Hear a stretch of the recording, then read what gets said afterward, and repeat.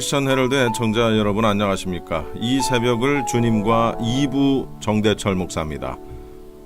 크리스천 헤럴드는 신문을 시작으로 라디오 그리고 이제는 공중파 채널인 18.88을 통해 텔레비전으로도 함께 하실 수 있습니다. 여러분께서는 라디오에 방송되는 목사님들의 모든 설교를 인터넷 웹사이트 www.chtv1888.org를 통해 다시 들으실 수 있습니다. 오늘 하루도 하나님의 귀한 말씀으로 승리하시기 바랍니다.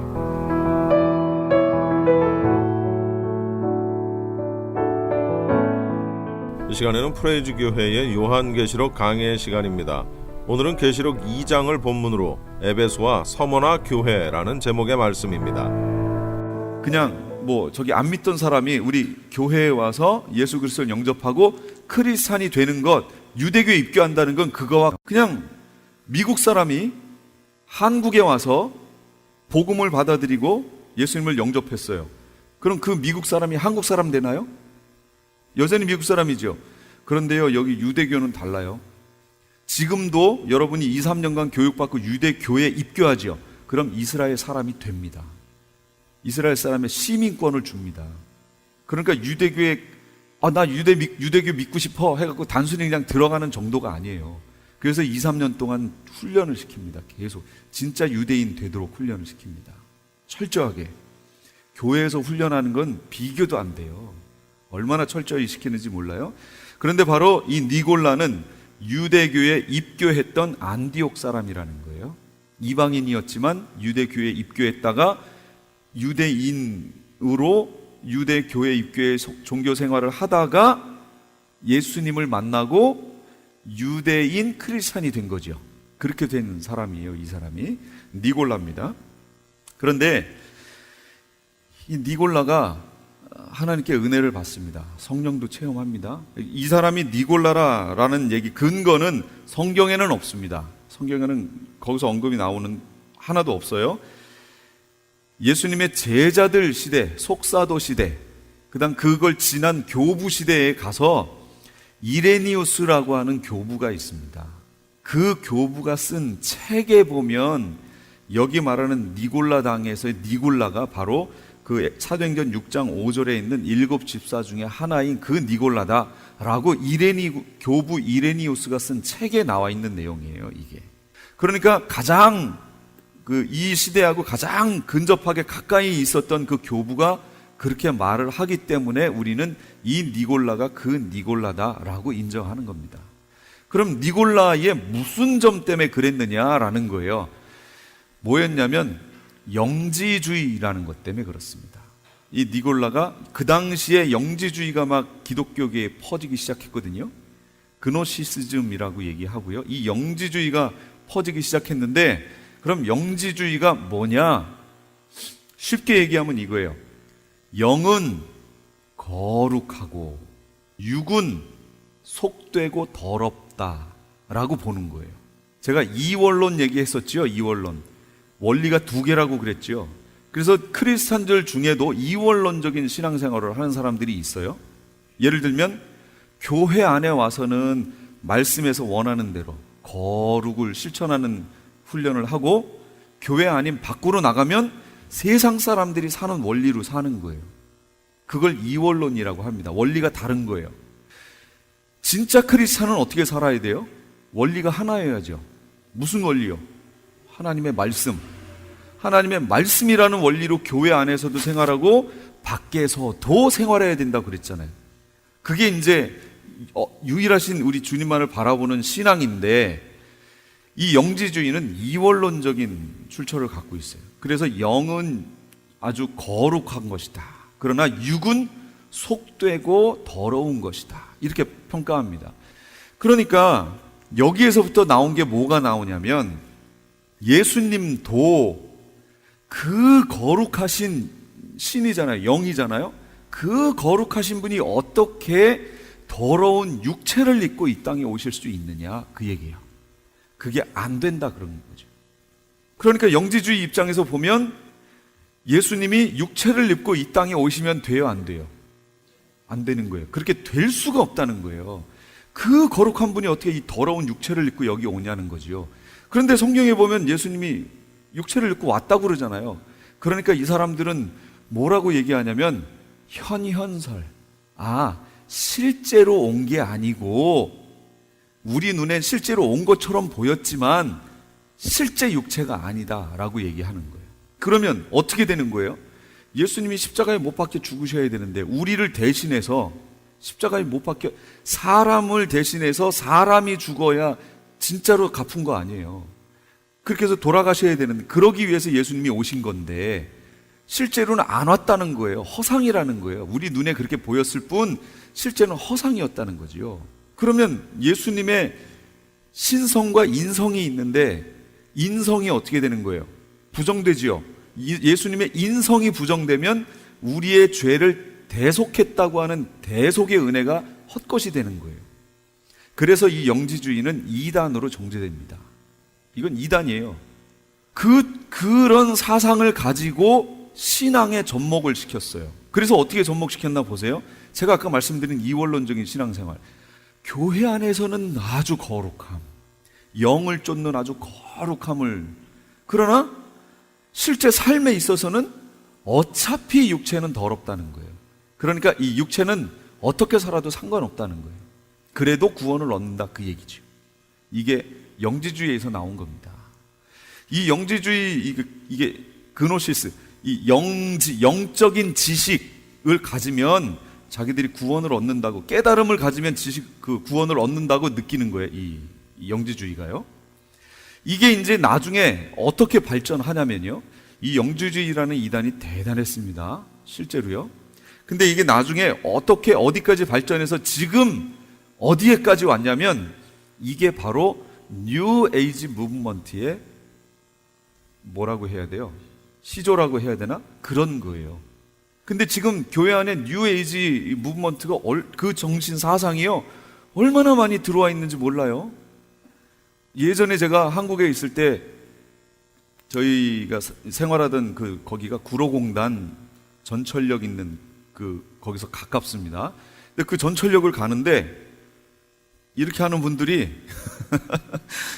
이렇게 돼서 이거 옷 입고 이런 분 있잖아요. 그런 사람들이 성경책을 이렇게 펴놓고 거기서 막 얘기를 하고 그래요. 그래서 아니 처음에는 저 사람이 불교에 보였는데 예수님을 영접하고 변했으니까 그 복음을 전하려고 저러고 있나 보다. 저는 그렇게 생각했어요. 순진하지요? 그랬더니 그게 아니에요. 그 옆에서는 뭐 또 어떤 멀쩡하게 양복 입은 사람이 또 다른 거 하고 얘기하고 막 이래가지고요. 나중에 그게 뭔가 하고 이렇게 봤더니 정도령 얘기하는 거예요. 정도령. 정감록 있죠? 정감록에 나온 그거 얘기하는 거예요. 정도령 얘기. 저는요 실제 여기 와가지고 제가 그 정도령 될 뻔했어요. 제가 정씨잖아요. 제가 일하는 곳에 어떤 연세 드신 분이 왔어요. 죽었다가 살아났다는 거예요. 죽었는데 보니까 자기가 쫙 해서 지구 위로, 우주 위로 쫙 올라가더래요. 올라가면서 지구를 이렇게 봤더니 어디는 환하고 어디는 어둡고 막 이런 모습들을 봤다는 거예요.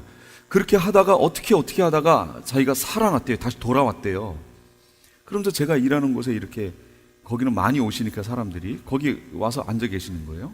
어떻게 오셨냐고 이제 제가 여쭤보고 상담을 하니까 그러시더니 두 번째 오셨어요.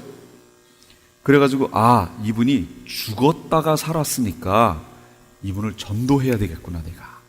그 마음이 확 오더라고요. 그래서 사장님한테 얘기하고 내가 이분을 전도를 하겠다고 잠깐 시간을 달라고 그래서 다른 방으로 이분을 데려가서 이제 제가 이제 복음을 쭉쭉 전했는데 이분이 잘 들어요. 그러더니 마지막에 가가지고요 자기가 이렇게 해서 무슨 뭣도 보고 막 했는데 자기가 죽었다 살아났기 때문에 자기 얘기를 사람들이 많이 들어줄 거래요. 그래서 자기가 지금 찾는 사람이 있다는 거지요. 정감록이라는 거에 대해 들어봤네요. 그래서 응? 그랬더니 제가 이제 이름표도 달고 있잖아요. 정씨잖아요. 그러니까 그 정도령을 찾는 거래요. 자기가 지금 그게 자기 사명이래요. 제가 정씨로 돼 있으니까 정도령을 할 생각이 옮기는 거예요. 자기가 정도령을 만들어 주겠대요. 제가 한번 정도령 될 뻔했어요. 참 그런 사람들도 있습니다. 여기 있는 여기 LA에 사는 분이에요. 뭐 그런 분만 있나요? 뭐 마리화나를 피워서 성령을 영접하자, 뭐 막 신문에 내고 한면 전체로 내고 막 그런 분들도 있잖아요. 이게 얼마나 마지막에 지금 이 혼란스러운지 몰라요. 뉴에이지 무브먼트, 이 니골라당이 뉴에이지 무브먼트의 시조라고 얘기할 수 있습니다. 뉴에이지 무브먼트를 하면 교회 안에 어떻게 지금 들어와 있냐면 아주 거부 반응 없이 잘 들어와 있습니다. 그리고 교회들이 마치 맞다라고 모든 사람들이 그렇게 얘기하는 형태로 들어와 있어요. 대표적인 게 뭐냐? 긍정적인 사고방식, 긍정적인 마인드, 이런 걸로 들어와 있어요. 얼마나 좋아요. 긍정 했으니까 얼마나 좋아요. 제가 토요일 날 세미나 할 때도 말씀드렸죠. 긍정적인 말을 하면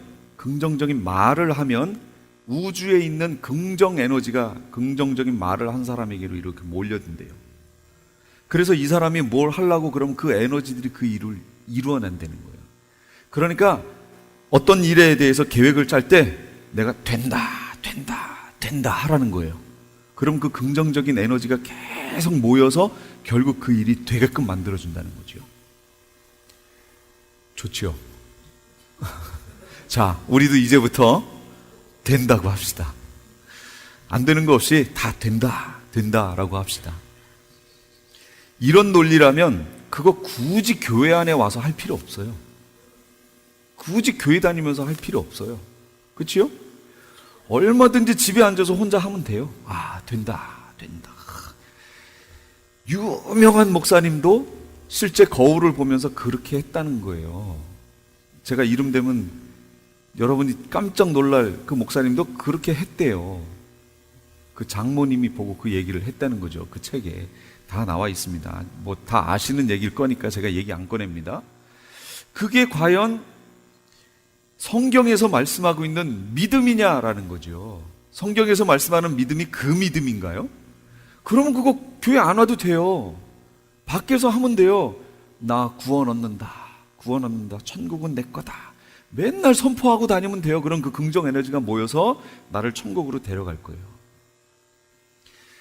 얼마나 교회 성도들을 현혹하고 미혹하는지 몰라요. 그런 게 지금 교회 안에 잔뜩 깔렸습니다. 그리고요, 메시지들을 잘 보세요. 그 메시지가 하나님께 소망을 두게 하는 메시지인지 이 땅에 소망을 두게 하는 메시지인지 잘 분별하세요. 땅에 소망을 두게 하는 메시지면 그거 성경적인 거 아니에요. 하나님께 소망 두게 해야 되는 거지요. 뭐든지. 그래서 결론이 저길 바라보게 해야 돼요. 여긴 아닙니다. 진짜로 여긴 아니에요. 이 니골라가 바로 그런 거예요. 지금으로 말하면 뉴에이지 무브먼트, 뉴에이지 사상을 심어줬던 사람이고요. 그 당시로 말하면 영지주의라는 겁니다. 영은 아주 고상하고 거룩하고 육은 무익하다, 이런 사상이에요. 근데 지금 그렇게 신앙생활하는 사람이 얼마나 많은지 몰라요. 그랬죠? 교회 안에서는 거룩하게, 근데 밖에 나가면 똑같이 교회 다녔었어? 이렇게 나오면 안 된다고 그랬죠? 그러면 그렇지, 교회 다녔지, 이렇게 나와야 된다고 그랬잖아요. 그렇게 해야 같은 원리로, 말씀의 원리로 사는 사람이라고 그랬잖아요. 우린 그렇게 살아야 돼요. 자, 그런데 이렇게 많은 칭찬을 들었던 이 에베소 교회가요, 책망을 듣습니다. 그 책망의 내용이 뭐지요? 네, 처음 사랑을 버렸다, 그 내용이에요. 그러나 너를 책망할 것이 있나니 너의 처음 사랑을 버렸느니라.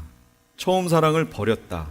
나를 처음만큼 사랑하지 않는다. 현대어 성경은 이렇게 했어요. 나를 처음만큼 사랑하지 않는다. 예수님을 가장 사랑할 때, 가장 뜨거울 때, 그때가 언제였어요? 우리 성도님들에게 그때 있지요. 근데 그게 사실은 그때 있지요 그러면 그건 뭐예요? 과거형이잖아요. 그럼 지금은요? 그때만큼은 아닌데요, 이 말이잖아요. 지금 그럼 처음 사랑을 버린 거예요. 그게. 그럼 이게 어떻게 들려야 되는 거예요? 현재형으로 와야 되는 거예요. 예, 바로 지금입니다 라고 얘기를 해야 된다는 거죠. 주님은 그걸 원하시는 거예요. 주님이 싫어하시는 말씀이 있어요. 이래봬도 내가 왕년에, 요거 주님이 싫어하십니다. 왕년에 내가 그래도 교회에서 뭐 한가닥 했고 뭐 했고 뭐 교회를 내가 세우고 뭐 했지 라는 얘기는 지금은 뭐라는 거예요? 지금은 아니다 그 얘기예요. 그러니까 주님이 이걸 싫어하시는 거예요.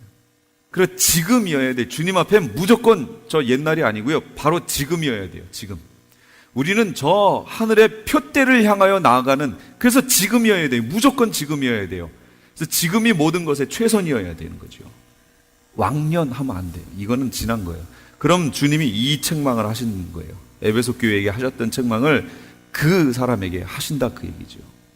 왕년에 했던 것 주님 앞에 소용없습니다. 주여 주여 제가 주의 이름으로 선지자 노릇하고 모 노릇하고 병도 고치고, 언제 한 거예요? 왕년에 했던 거죠. 근데 지금은 아니다 그 얘기죠. 지금 해야 됩니다. 그래서요 여기에 처음 사랑을 버렸느니라 그렇게 말씀하시는데, 고린도전서 13장에 가보니까 13장 1절에서 3절, 내가 사람의 방언과 천사의 말을 할지라도 사랑이 없으면 소리나는 구리와 울리는 꽹과리가 되고, 내가 예언하는 능력이 있어 모든 비밀과 모든 지식을 알고 또 산을 옮길 만한 모든 믿음이 있을지라도 사랑이 없으면 내가 아무것도 아니요. 내가 내게 있는 모든 것으로 구제하고 내 몸을 불사르게 내어줄지라도 사랑이 없으면 내게 아무 유익이 없느니라. 그러니까 이 내용을 잘 보세요. 사랑이 없으면, 그랬으니까 사랑이 없어도 사람의 방언과 천사의 말을 할 수 있지요? 사랑이 없어도 예언하는 능력이 있고 모든 비밀과 모든 지식을 알고 산을 옮길 만한 믿음이 있을 수 있지요? 그 행사할 수 있지요? 사랑이 없어도 가능하다는 거예요. 내가 내게 있는 모든 것으로 구제하고, 얼마나 대단한 일이에요? 또 내 몸을 불사르게 내준대요. 그런데 사랑이 없으면 아무것도 아니래요. 그러니까 사랑이 없어도 이런 것들이 가능하다는 거예요. 주님이 바라보시는 사랑, 주님이 바라보시는 사랑이 없어도 이런 것들이 가능할 수 있다, 그런 얘기입니다. 그러나 이렇게 해도 사랑이 없으면 주님이 그건 평가하시지 않겠다는 거죠. 주님 앞에서 아무것도 아니라는 거예요. 사랑 없이요 내가 주의 이름으로 선지자 노릇하고 귀신도 내어쫓고 병도 고치고 다 할 수 있어요? 사랑 없이도 할 수 있지요? 할 수 있어요? 얼마든지 가능합니다. 주님이 평가하시는, 주님이, 우리는 이렇게 속일 수 있어요. 우리는 정말 그거 사랑 없이 어떻게 그게 가능해? 사랑이어야지 라고 평가할 수 있겠지만, 주님이 봤을 때는 없이도 가능하다는 거죠. 주님이 평가하시는, 주님 안에서의 평가, 그것이 없이도 가능할 수 있다는 거예요. 그래서 이 에베소 교회를 책망하는 겁니다. 그 많은, 아까 9개인가 이렇게 꼽았던 그 잘했던 일들이 있잖아요. 그런 것들이 무색할 정도로 책망 하나를 받습니다. 사랑이 없다, 사랑이 끊어졌다 라는 거죠. 자기 열심을 가지고 했다라는 겁니다. 그걸 다시 회복하라 라고 우리에게 지금 얘기해주고 있는 겁니다. 사랑이 없이도 가능한 것들. 그런데 이 사랑을, 놓쳤던 사랑을 회복을 해야 되겠는데 어떻게 회복할 것이냐라는 겁니다. 이렇게 공고하십니다. 2장 5절에 그러므로 어디서 떨어졌는지 생각하고, 어디서부터 그 예수님께로부터 떨어졌는지를 생각해 보란 얘기예요. 회개하여 처음 행위를 가지라. 처음 행위, 처음 사랑을 가지라 그 얘기입니다. 누구에 대한? 예수님께 대한. 친구에 대한이요? 부모에 대한? 부모를 위해서, 자기 자식을 위해, 친구를 위해 대신 죽을 수 있지요. 충분히 있지요. 우리 역사 속에 얼마나 많아요. 자기가 정말로 인정할 수 있는 어떤 자기의 스승에 대해서 얼마든지 감수하고 죽는 제자들도 있고요. 그리고 그 제자들을 위해서 얼마든지 죽어주는 스승이 있습니다. 많이 있지요. 저는요, 고등학교 때 저희 고등학교 2학년 담임 선생님, 혹시 들으실지 모르니까 국기순 선생님, 성함이 국기순 선생님, 너무 감사합니다. 그분이요, 저를 변호해 주시다가 이제 과 사무실에서 다른 사무실로 쫓겨나셨어요. 그걸 감수하고 저를 위해서 다른 선생님들 앞에서 저를 변호해 주셨어요. 저는 몰랐죠. 나중에 이제 조교가 와가지고 저한테 얘기하는 거예요. 너 국기순 선생님 왜 다른 교무실로 갔는 줄 알아? 그러더라고요. 그래서 모르겠다고. 제가 이제 그때 뭐 이제 여러 가지 결정을 내려야 하는 타이밍에서 제가 이제 어떤 걸 결정을 했어요. 그런데 이 선생 2학년 때 담임 선생님이에요. 이분은 이제 걔가 그렇게 했으면 자기의 어떤 것이 있으니까 결정했으니 선생님들이 그걸 할 수 있도록 도와주는 게 그게 옳은 것이 아니냐라고 제 편을 들어주셨고, 그 3대 선생님은 선생님들 사이에도 그게 있다고 그러더라고요. 학생이 어떤 대회나 이런 데 나가서 무슨 상을 받으면 선생님들의 어떤 평가하는 거 있잖아요. 그 점수가 올라간대요. 그런 게 있대요. 그러니까 여태까지 훈련을 잘 시켜놨는데 이제 그거 안 한다고 그랬다고 막 저기 하시는 거죠. 근데 2학년 때 선생님은 얘 인생인데 얘가 결정했으니까 얘가 결정한 대로 우리는 교사들은 밀어줘야 되는 거다. 이렇게 해서 싸움이 붙었어요. 예. 그래서 그분, 제가요? 아니, 제가 아니라 그 선생님이. 그래서 그분이 다른 교무실로 가셨어요. 제가 저희 과 교무실에 이렇게 들어갔는데 그분이 안 계신 거예요. 그 자리에. 깨끗해요. 조교한테 말을 듣고 딱 가봤더니 진짜 그렇더라고요. 그렇죠. 쫓겨가신 거죠. 거기 못 있어서. 저는 그 선생님한테 너무 지금도 감사를 드립니다. 그분이. 그러니까 제자들을 위해서 기꺼이 자신의 불편함을 감수하는 그런 분들도 계십니다. 예, 자식을 위해 목숨을 바치는 부모 있어요, 없어요? 있어요. 부모를 위해 목숨 거는 자녀들이 있습니다. 이 세상에서는 큰 사랑이죠. 그러나 주님 앞에서는요. 제가 여기 뭐라고 그랬어요? 처음 행위라고 하는 처음 사랑이 누구에 대한 사랑이에요, 지금? 주님께 대한 사랑 얘기하는 거예요. 그러니까 주님과 상관없이 우리는 얼마든지 목숨 바칠 수 있습니다. 누군가를 위해 줄 수 있어요. 주님이 여기서 회복하라 그 얘기는 주님과의 관계 얘기하는 거예요. 계속해서. 이 복음서에 보면 가지, 참 포도나무 가지 얘기 나오잖아요. 우리가 어디 붙어 있어야 된다고요? 포도나무에 우리 가지가 붙어 있어야 된다고 얘기하는 거예요. 예, 이게 사랑 얘기하는 거예요. 사랑 안에 거한다 얘기하잖아요. 계명을 지켜서 사랑 안에 거한다. 계속 사랑 얘기하죠. 요한일서 내용이 다 그거 아니에요? 다 사랑 안에 거하라. 그런데 이게 그러니까 제일 중요한 거예요. 이 사랑 안에 거함이 없이 해놓은 내 모든 행위들 있죠. 잘했어요. 잘하긴 했어요. 그런데 이게 나중에 어떻게 평가되나 보십시오. 자, 이제 그 밑에를 볼게요. 경고 2장 5절이에요. 만일 그리하지 아니하고, 그러니까 처음 사랑을 회복하지 아니하고 회개하지 아니하면 어떻게 되는 거예요? 내가 네게 가서 네 촛대를 그 자리에서 옮기리라. 이렇게 말씀하십니다. 옮겨요. 저는 이 말씀들이 저한테는 상당히 충격으로 와 닿았습니다. 여기에 촛대를 옮긴다는 말이 뭘까요? 촛대가 뭐라고 그랬어요? 아까 위에서 교회였잖아요. 교회. 촛대들이 있는데 그 사이를 예수님이 거니셨어요. 예수님과 함께 동행했어요. 보호하시고 보살피고 계셨어요. 그런데 이 촛대를 다른 데로 옮겨버리겠대요. 그러면 이게 무슨 의미일까요? 그 교회를 주님이 떠나시겠다는 얘기예요. 그 교회는 주님의 돌보심의 대상이 아니라는 거죠. 주님의 몸이 아니란 얘기입니다. 그러니까 이 사랑을, 주님께 대한 이 사랑을 회복한다는 것이 이게 얼마나 무서운 얘기냐는 거예요. 구약에도 보세요. 나는 내 영광을 다른 이에게 주지 않으리라. 그렇게 얘기하십니다. 하나님이 어떤 분이신데요? 하나님의 영광을 다른 자에게 결코 주시지 않겠다는 거예요. 그래서 하나님을 뭐라고 얘기하냐면 질투하시는 하나님이라고 얘기합니다. 절대로 하나님의 영광을 다른 이에게 뿐이 아니에요. 그 사람을 쳐서라도 돌아오게 해서 하나님의 영광을 받으시는 것이 하나님입니다. 이스라엘 민족이 그거 아니에요. 지금 얼마나 주님을 배반하고, 아니 지금 홍해를 건너는 그 놀라운 이적들을 보고 넘어왔던 사람들이 모세가 잠깐 시내산에 올라가 있다고 거기서 뭘 하고 있었다고요?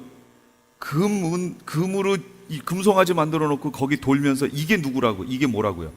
이게 애굽에서 자기들을 인도해낸 여호와 하나님이라고 그 금송아지를 거기서 돌면서 그걸 찬양하고 있잖아요.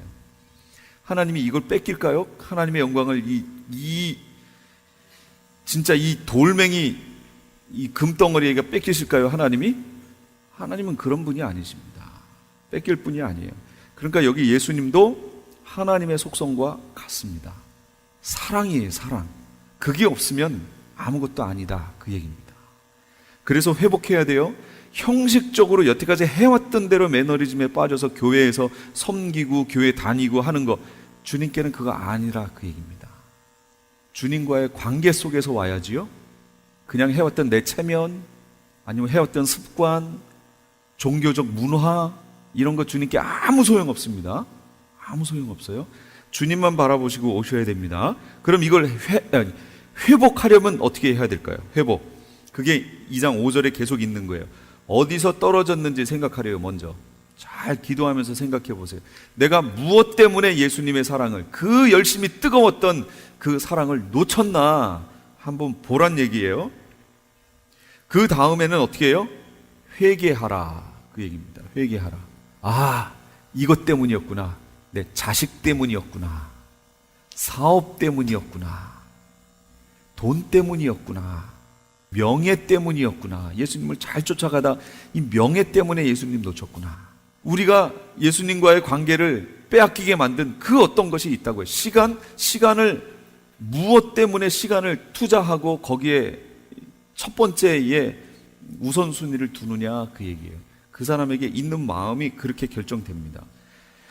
어디서 떨어졌는지 생각하고 회개하고 그 다음에 해야 될 것, 그 처음 가졌었던 그 사랑의 행위를 가져야 됩니다. 그러니까 처음 신앙생활 하신 분들이 얼마나 뜨거운지 몰라요. 막 뜨거운데요, 그 사랑을 기억해 놓으셔야 됩니다. 그것보다 점점 발전해야지요.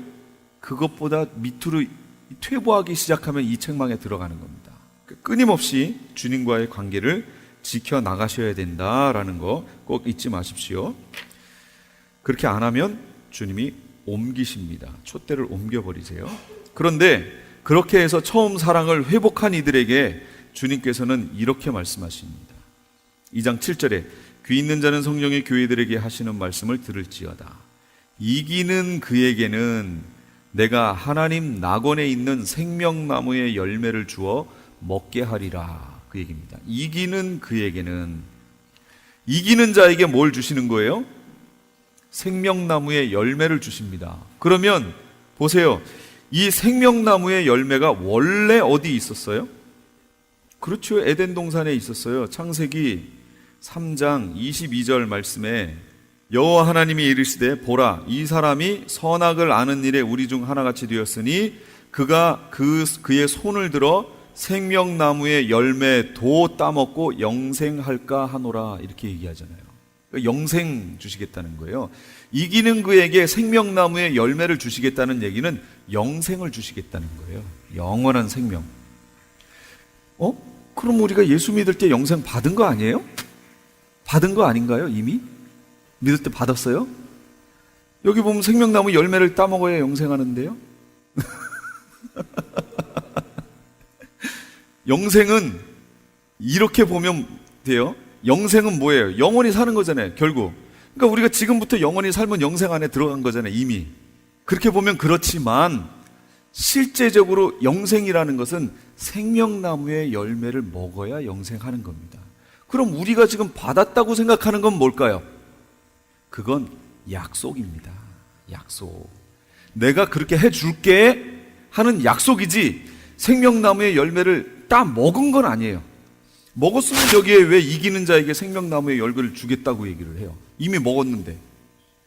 그러니까 앞으로 그걸 줄게 하고 약속하신 거예요, 약속. 우리는 약속과 성취라는 것을 우리가 계속 신앙생활하면서 잘 봐야 돼요. 약속인데 그걸 성취라고 얘기하는 경우가 많아요.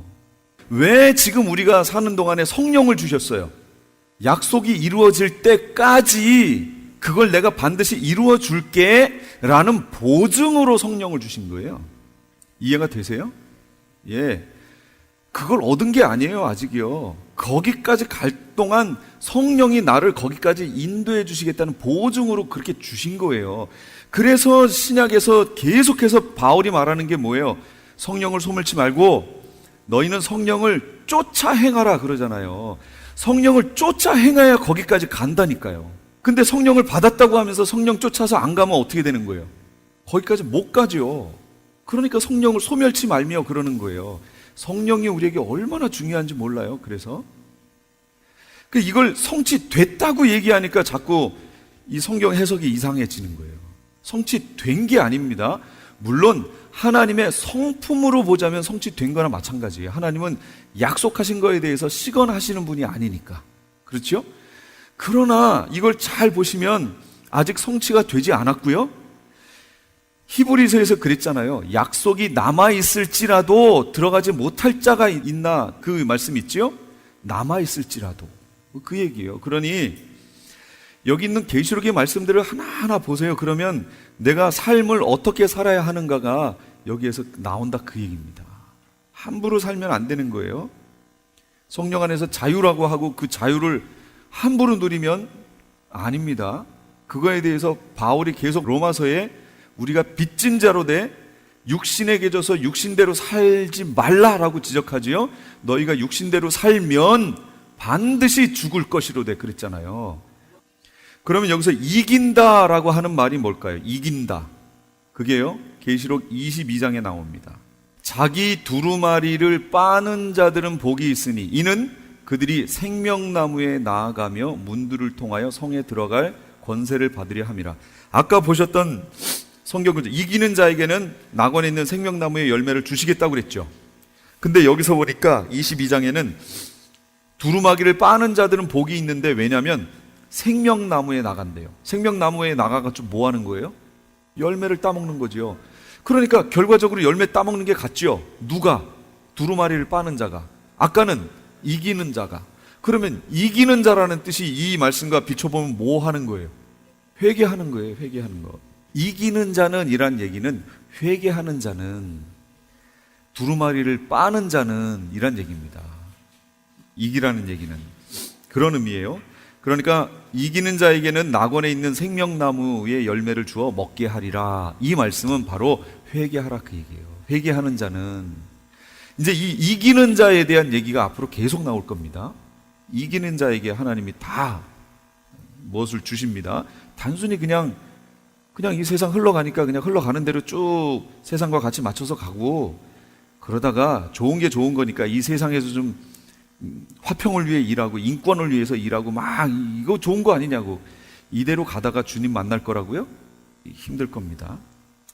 서머나 교회를 한번 볼게요. 시간이 많이 가서요. 서머나 교회 2장 8절에서 11절인데요.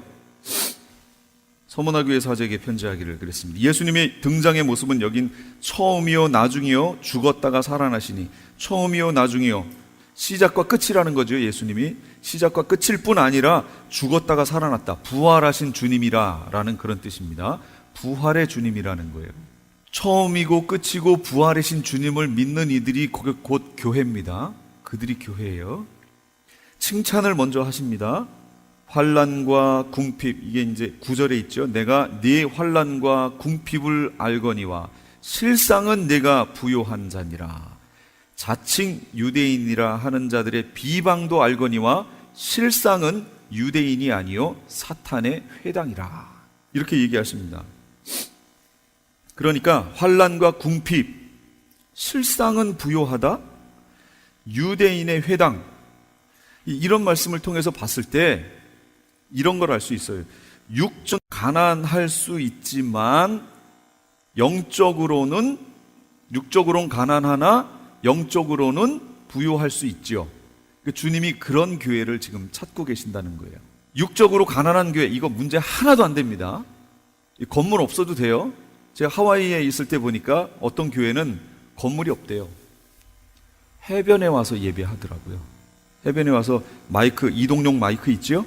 배터리 연결해 가지고요, 그거 가져와서 해변에서 같이 찬양하면서 하더라고요.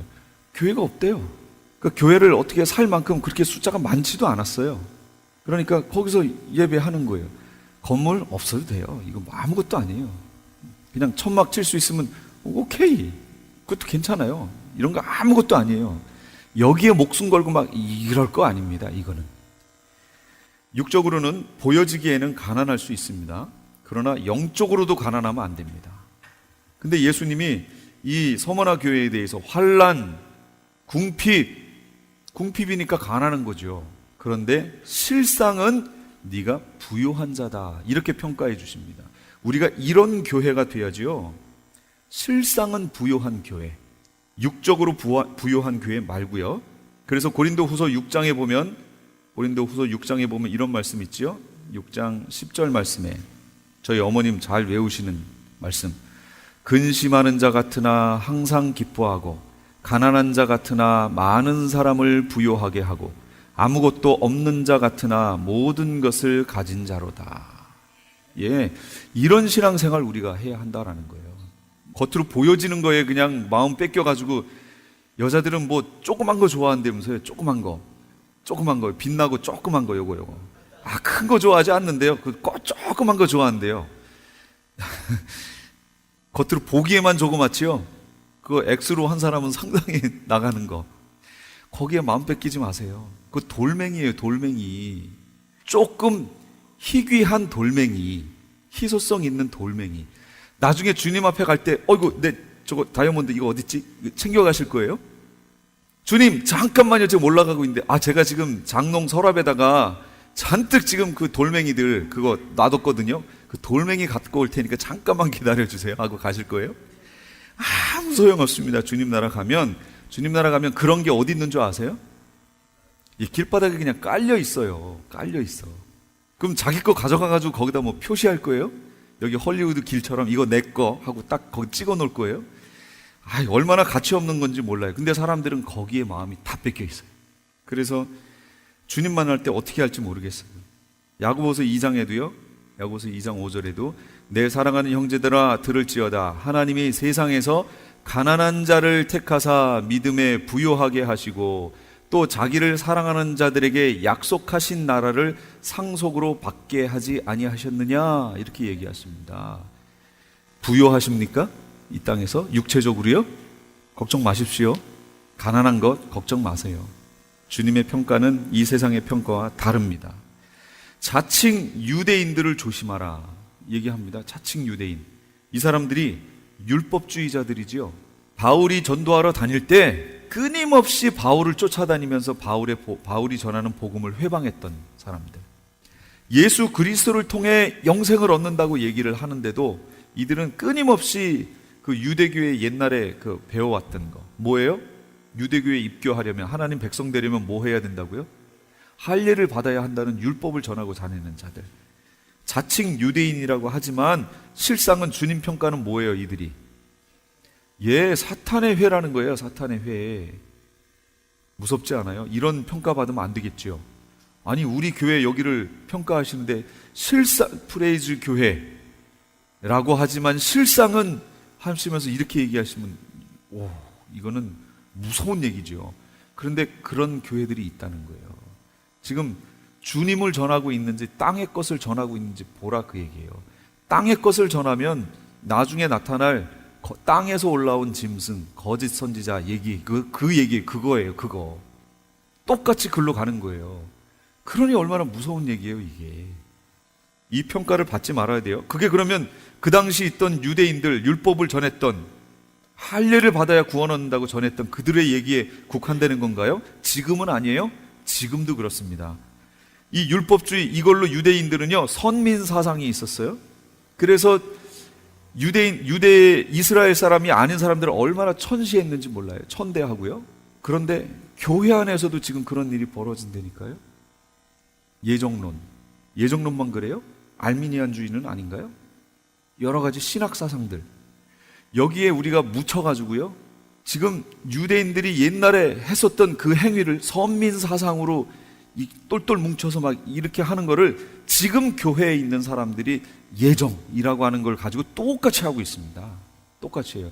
그래서 그 선민 사상으로 초림의 예수님을 그들이 못 봤지요. 초림의 예수님을 못 봅니다. 유대인들은요, 선민 사상 때문에. 나중에 재림하실 예수님을 보고 회개할 거예요. 그리고 돌아가는 거예요. 스가랴서 읽어보셨나요? 제가 12장, 13장, 14장 읽어보시라고 그랬잖아요. 13장인가 가보면요, 나중에 아마겟돈 전쟁이 벌어지는데 거기에 가면 이스라엘 사람의 3분의 2가 다 죽습니다. 3분의 1만 남아요. 그 3분의 1만 살아서 감람산으로 도망갑니다. 그래서 거기에서 재림하시는 예수님을 만나고 회개하고 천년왕국으로 들어갑니다. 3분의 1만 남아요. 그 3분의 1도요, 이 성경에 보니까 금을 연단하듯이, 은을, 그런 식으로 그들을 막 다루시겠다는 거예요. 그래서 그들이 진짜로 정금같이 주님 앞에 나오게 만드시겠다는 거예요. 다가 아닙니다. 3분의 1만 그렇게 하시겠다는 거예요. 재림하시는 예수님 만나요.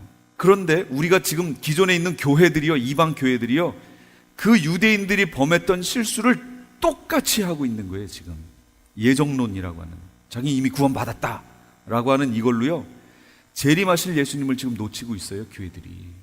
그래서 이 가지가 꺾여서 이제 역전되는 돌감람나무, 참감람나무 비유 제가 드렸었지요. 이게 이제 역전이 되는 일이 지금 이제 이 시대에 벌어지는 겁니다. 이게 당연하게 그렇게 벌어질 얘기예요. 그러니 계시록의 말씀을 듣는 분들이 얼마나 복되냐, 그런 얘기죠. 정말 복된 일입니다. 이거 나만 들어서는 안 되는 거예요. 주변에 있는 사람들에게 전해야 되는 내용입니다. 지금 모르고 있어요. 다 권고하십니다. 이 서머나 교회는 칭찬만 받은 교회거든요. 계시록 2장 10절에 보면 너는 장차 받을 고난을 두려워하지 말라. 볼지어다 마귀가 장차 너희 가운데 몇 사람을 오게 던져 시험을 받게 하리니 너희가 10일 동안 환난을 받으리라. 네가 죽도록 충성하라. 그리하면 내가 생명의 관을, 이게 면류관이에요, 면류관을 네게 주리라. 그렇게 얘기했습니다. 장차 받을 고난을 두려워 말래요. 지금 누구에게 하시는 말씀이에요? 서머나 교회. 그러나 실상은 누구에게 하시는 말씀이에요? 11절에 귀 있는 자는 성령이 교회들에게 하시는 말씀을 그러니까 누구에게 하시는 거예요? 우리에게 하시는 거예요. 장차 받을 고난을 두려워하지 마십시오. 두려워하지 마세요. 그 고난이 없는 게 아니에요. 있지만 두려워하지 마세요. 그건 잠깐입니다. 그때 기꺼이 내가 죽는 자리에 들어갈지라도 내 믿음을 버리지 않겠고 주님을 내 주님으로 인정하겠다고 하는 그 믿음을 보시고 하나님이 그걸 이겨낼 수 있도록 해주실 줄로 믿습니다. 이 폴리갑이라고 하는 사람이 있었습니다. 이 폴리갑은 AD 70년에 태어나서 156년에 돌아가신 분이에요. 순교하신 분입니다. 이 서머나 교회의 감독이었고요, 12번째 순교자입니다. 이 서머나 교회의 12번째 순교자. 로마 군인들이 이 폴리갑을 잡으러 왔습니다. 잡으러 오니까 이 폴리갑은 그 로마 군병들에게 잠깐만 기다리라고 하고선 그들에게 먹을 식사를 제공합니다. 급하지 않으니까 이 식사를 지금 먹고 있으라고. 군인들에게 식사를 제공해요. 군인들이 식사를 합니다. 그 사이에 가서 성도들을 모아서 성도들을 위해서 축복하며 기도합니다. 그리고 자기의 영혼을 하나님께 부탁합니다. 그리고 그들이 식사가 끝났어요. 묶여서 갑니다. 이제 사형 필장으로 갔어요. 화형장이에요. 거기 묶였습니다. 그랬더니 로마의 총독이 이렇게 얘기합니다. 살려줄 테니 지금이라도 예수 그리스도를 욕하고 부인해라. 그럼 살려주겠다. 이렇게 얘기합니다. 그랬더니 폴리갑이 얘기합니다. 내가 86년 동안 예수 그리스도를 섬겼지만 그분은 단 한 번도 나를 배신한 일이 없다. 그런데 이제 와서 어찌 내가 주님을 욕하고 부인할 수 있겠는가?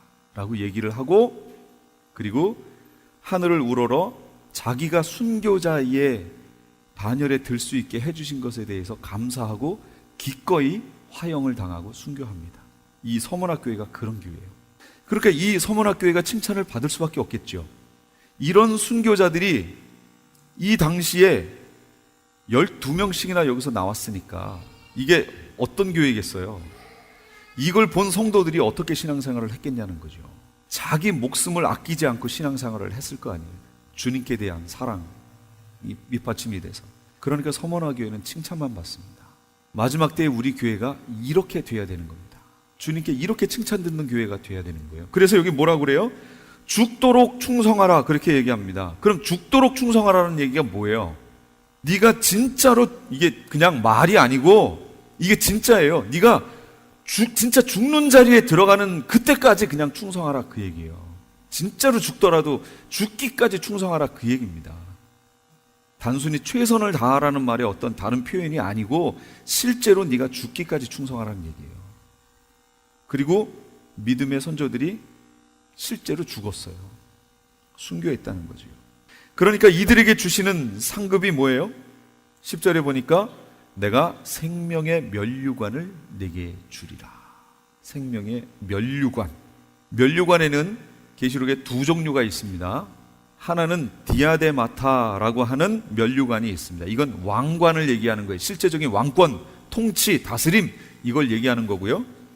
하나는 스테파노스라는 면류관이 있습니다. 이거는 내가 행한 일에 대해서 하나님이 상급으로 주시는 것을 말하는 거예요.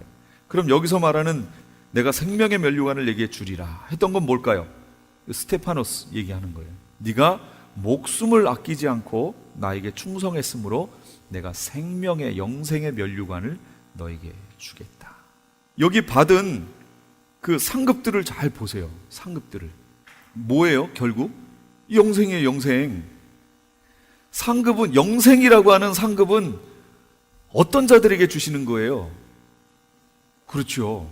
진짜로 죽는 자들에게 주시는 거예요. 예. 회개하고요. 회개한다는 게 자기를 죽인다는 거 아니에요. 결국은 그렇게 자기를 죽이다가 실제로 죽는 일이 생겼을 때 실제로 죽는 거예요. 기꺼이 복음을 위해서 죽는 자들에게 주시는 게 영생이라고요. 그런데 지금 신앙생활을 어떻게 하고 있냐라는 거죠. 실제로 죽는 신앙생활을 하고 있느냐, 아니면 이 땅에서 살기 위한 신앙생활을 하고 있냐라는 거예요. 근데 많은 교회들이 지금 이 땅에서 어떻게 살려고 자꾸 사는 신앙생활을 하라고 자꾸 얘기하잖아요. 이 땅에 어떻게 잘 살고 어떻게 사람들에게 그게 사람들에게 영광이 될까요? 제가 이 고등부 교사를 할 때입니다. 고3만 되면 고3 아이들이 안 나와요. 왜 안 나오는지 다 아시죠? 네, 대학 공부 입시. 그러면 그 부모들이 뭐라고 그러는지 아세요? 다 모였을 때 교사들 중에도 고3 부모가 있는데 안 나오게 하니까. 그래서 교사들이 이 기도실에 한가득 모입니다. 거기에서 그런 얘기를 했어요. 제가 아니 고3이 됐는데 왜 교회를 안 나오냐고. 그 부모들이 어떻게 교육을 하는 거냐고. 근데 부모들이 나름대로의 그게 있죠. 그러면 학생들에게 있어서 제일 큰 시험은 뭐예요? 그 대학 입시잖아요. 제일 큰 대학 입시를 앞에 두고 신앙을 이렇게 하는 훈련을 시켜놓으면, 한 발 물러나는 신앙생활 훈련을 시켜놓으면 인생이라고 하는 삶에 얼마나 많은 시험이 있어요. 그 앞에 갔을 때 이들은 그때마다 한 발씩 물러나는 훈련을 할 거 아니에요. 실제적인 삶을 살 거 아니에요. 그게 부모가 잘 훈련시키는 거냐고. 근데 그렇게 해서 대학 갔죠? 그런 걔들이 교회 잘 나올 것 같아요? 잘 안 나옵니다. 그때부터는 이미 끝났어요. 신앙 버린 지 오래됐어요. 1년 내내 공부한 애들이 무슨 신앙을 갖고 있어요. 우리 그렇게 신앙을 아이들에게 가르치면 안 되고요. 교회가 그렇게 신앙생활을 가르치면 안 됩니다. 생명의 면류관을 주시는데 그들에게 또 귀 있는 자는 성령이 교회들에게 하시는 말씀을 들을지어다. 이기는 자는 둘째 사망의 해를 받지 아니하리라. 그렇게 얘기합니다. 둘째 사망이 뭔가요? 둘째 사망 그랬으니까 성경에서 찾으셔야죠. 20장 14절에 사망과 음부도 불못에 던져지니 이것은 둘째 사망 곧 불못이라 그랬단 말이에요. 둘째 사망. 둘째 사망은 불못이고요. 이 불못이 끝입니다. 모든 것들이 천국으로 들어가지 않은 그 모든 것들은 다 불못으로 던져집니다. 천년왕국이라고 하는 천년왕국이 어디서 이루어지나요? 이 땅에서 이루어지지요. 그러나 이 땅도요 불로 다 불살라버립니다. 왠 줄 아세요? 거기 누가 밟았어요? 마귀가 밟았어요. 그래서 그런 것들은 흔적도 없이 다 망가뜨립니다. 다 사라져버립니다. 아주 순수하게 결정체로, 거룩함의 결정체들만이 가 있는 곳이 천국이에요. 거기로 우리를 데려가실 거예요. 그러니까 그 나머지 것들은 다 둘째 사망 불못으로 갑니다. 지금 약속하신 내용을 잘 보세요. 누구에게 이런 약속을 하셨는지를 잘 보세요. 귀 있는 자는 성령의 장차받을 고난 두려워 말라. 볼지어다 마귀가 장차 너희 가운데서 몇 사람을 오게 던져 시험을 받게 하리니 너희가 10일 동안 환난을 받는데 네가 죽도록 충성하라. 죽기까지 충성하면 생명의 면류관을 받는다. 둘째 사망의 일을 받지 않는다. 구원 얻고 영생을 얻는 것이 그냥 교회에 왔다 갔다 하는 것, 이것으로는 어림도 없다, 그 얘기입니다. 정말로 어림도 없습니다. 정신을 바짝 차리고 신앙생활을 해야 됩니다. 정말 바짝 차려야 돼요. 그 위에 거는 뭐라고 그랬어요? 에베소 교회에게 뭐라고 했어요? 귀 있는 자는 성령이 교회들에게 하시는 말씀을 들을지어다. 이기는 그에게는 내가 낙원에 있는 생명나무의 열매를 주어 먹게 하리라. 누구에게요? 이기는 그에게. 아무에게나 주는 거 아닙니다. 이기는 자에게 주시는 거예요. 성경에 주님이 약속하셨던 내용들 있죠. 사형리 교리를 가지고 하나님이 이 세상을 창조하셨습니다. 그러나 우리는 죄를 지어서 하나님의 영광에서 벗어났습니다. 그러나 하나님은 당신에게 계획을 가지고 계십니다. 예수님을 유일한 그 계획을 이룰 수 있는 유일한 길이 예수 그리스도입니다. 영접하시겠습니까? 영접하겠습니다. 그럼 제 기도를 따라 하십시오. 기도 따라하고 이제 영접했습니다. 구원받았습니다. 축하합니다. 자, 이제 어떻게 사셔도 됩니다. 그래서요, 계시록까지 쭉 가보라고 그랬잖아요. 제가 드라마도요, 결론 부분에 가보면 앞에 부분이 어떻게 해석되어야 되는지가 나오는 것처럼 결론 부분으로 안 가면 이 앞에서 딱 멈춰버리고 그 앞에 있는 내용으로 이거지 하고 있으면, 제가 그러고 있다가 계시록을 보니까 어이구야 하고 탕 친 거예요. 내가 잘못 알았구나. 계시록을 보니까 그게 아닌 거예요. 영생을 얻기가, 하나님 앞에 가기가 얼마나 어려운지 다이아몬드 산을 오르는 것 같다라고 얘기를 하시더라고요. 다이아몬드 산 올라갈 수 있어요? 거기 뭘로 찍고 올라갈 거예요? 찍을 게 있어요? 다이아몬드가 경도가 가장 센 건데 그거 뭘로 찍고 거기 올라가요? 못 올라가요. 그러니까 그렇게 거기에 도달한다는 것이, 여기 주님이 말씀하신 그 자리에 간다는 것이 우리 힘으로는 불가능하다, 그 얘기입니다. 전혀 불가능해요. 그런데 거기에 잘 보시면 뭐가 있는 줄 아세요? 성령님이 먼저 밟고 가셨던 자국들이 있어요. 예수님이 가셨던. 그래서 우리가 갈 수 있는 유일한 방법은 성령을 쫓아 행하라는 거예요. 성령이 어디로 가시는지 거기로 같이 발맞춰 이렇게 가면 갈 수 있는 거지, 우리 힘으로는 불가능하다, 그 얘기입니다. 그래서 그걸 발맞춰 가는 방법 중에 하나가 뭐냐면 계시록에서 말씀하는 거예요. 회개하라, 그 얘기입니다. 삶을 정결하게. 그렇지 않으면, 성령이 거룩하신 분이잖아요. 삶을 정결하게 하지 않으면 따라갈 수 없다, 그 얘기입니다. 주님은 그렇게 지금 가고 계시다, 그 얘기예요, 성령이. 그러니까 우리도 깨끗하게 우리 삶을 정결하게 만들어서 거룩하게 만들고 하나하나 이렇게 차근차근 급하게 서둘지도 말고 주님이 가시는 대로 그대로 하나하나 이렇게 따라가라. 절대 주님은요, 신앙도요, 계단식으로 돼 있어요. 여기에서 걸음마 신앙을 하고 있는 사람한테 이 위에 있는 계단의 것을 요구하시지 않습니다. 절대로 그러시지 않아요. 그 다음 단계의 것으로 이렇게 얘기하십니다. 그리고 그 다음 단계로 이렇게 얘기하시죠. 그러니까 간증 듣는 것도요, 조심해야 돼요, 사실은. 간증도요. 근데 대부분 간증하는 사람들이 뭐 간증해요? 요즘에는 이제 천국 갔다 왔다 이 간증 많이 해요, 요즘에는. 근데 옛날에 간증 집회하고 그러면 다 뭐였어요? 내가 이렇게 살았던 사람인데 하나님께 두들겨 맞고 이렇게 회개하고 이랬더니 하나님이 복을 주시는데, 막 이런 내용이잖아요. 예. 그런 내용들이잖아요. 주로 이제 연예인들이 와가지고 그런 간증 하잖아요. 그러니까 그렇게 안 되면은 복을 못 받는 것처럼 돼가지고 교회가 어느덧 이 땅의 것으로 꽉 차버렸어요. 교회 안에 이 땅의 것을 받아야 복 받는 거라고 생각하는 거예요. 그런 논리로 치면요, 여기 성경에 있는 인물들은요, 저주 중에 저주받은 사람들이에요. 여기 성경에 나와 있는 인물들 다 보세요. 이거 누가 이 벤츠 끌고 다니면서 전도하러 다닌 사람이 어디 있어요? 여기에 아무도 없어요. 그냥 진짜 죽었다 생각하고 끌려다니면서 복음 전했지요. 바울이 쓴 대다수의 이 서신들이 다 어디서 썼어요? 옥중에서 썼어요. 옥중에, 감옥에 갇혀가지고 거기서 썼어요. 이렇게 신앙생활했죠. 누가 편한 데 앉아가지고 누가 이렇게 했냐고요. 그러니까 성경을 그렇게 가르치면 안 됩니다. 이 땅에서는 정말 나그네와 행인처럼, 마치 거린처럼 살 수 있지만, 그러나 우리는 뭐에 대해서 부유해야 돼요? 하나님께 대해서 부유해야 돼요. 그 부유한 자로 살라고 계속 하늘 소망에 대해서 얘기를 해줘야죠. 우리는요, 주님 만날 겁니다. 아멘. 아니, 여기 왔다고 만나는 게 아니고요, 끊임없이 우리가 주님 하늘의 소망을 두고 우리를 회개하고 반성하고 주님께 다시 돌아가고 계속 주님께 모든 우리의 마음을 두면, 깨어 있으면 우리 주님을 만나게 될 줄로 믿습니다. 올라갈 때요, 우리 같이 올라가자고요. 아, 힘들어요? 예, 맞습니다. 쉽지 않아요. 다이아몬드 산을 오르는 것과 같습니다. 그러니까 신앙이 그렇게 쉬운 게 아니다라는 것을 명심하시고요, 돌아보면서 신앙생활 하세요.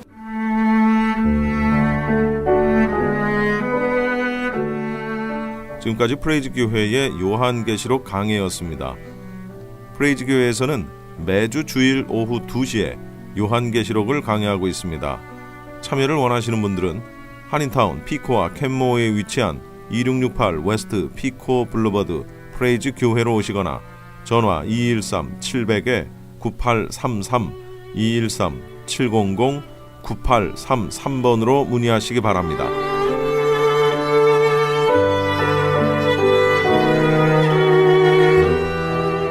지금까지 주님과 이 아침을 2부 순서 함께 하셨습니다. 잠시 후에 방송 계속됩니다.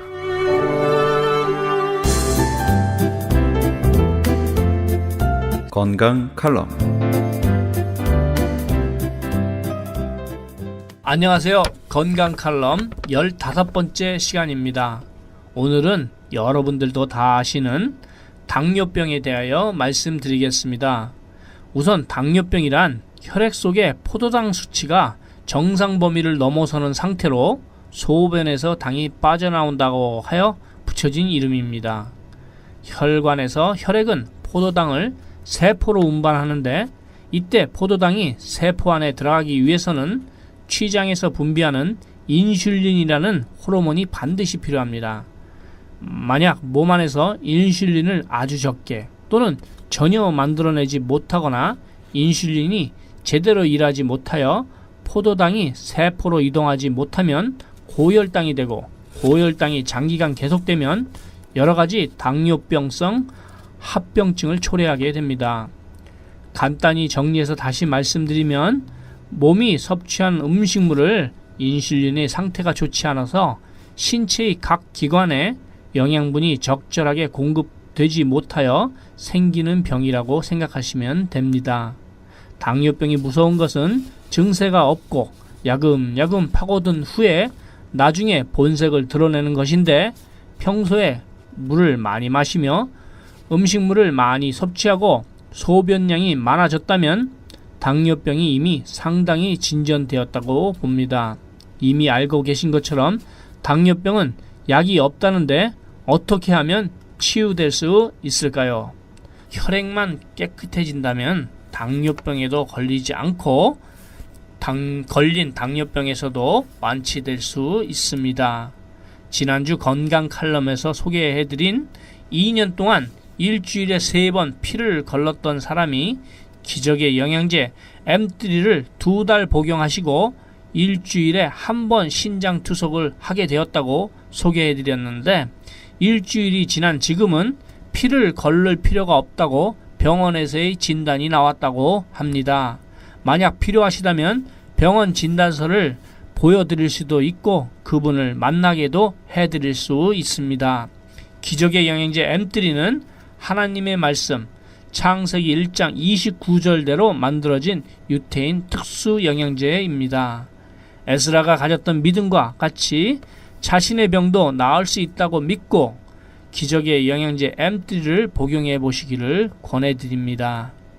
무슨 병에 걸렸든지 큰 효과를 주는 신비한 기적의 영양제 M3, 유태인 특수 영양제 M3, 무료 건강 상담 및 기적의 영양제 M3 구입에 관한 문의는 213-435-9600번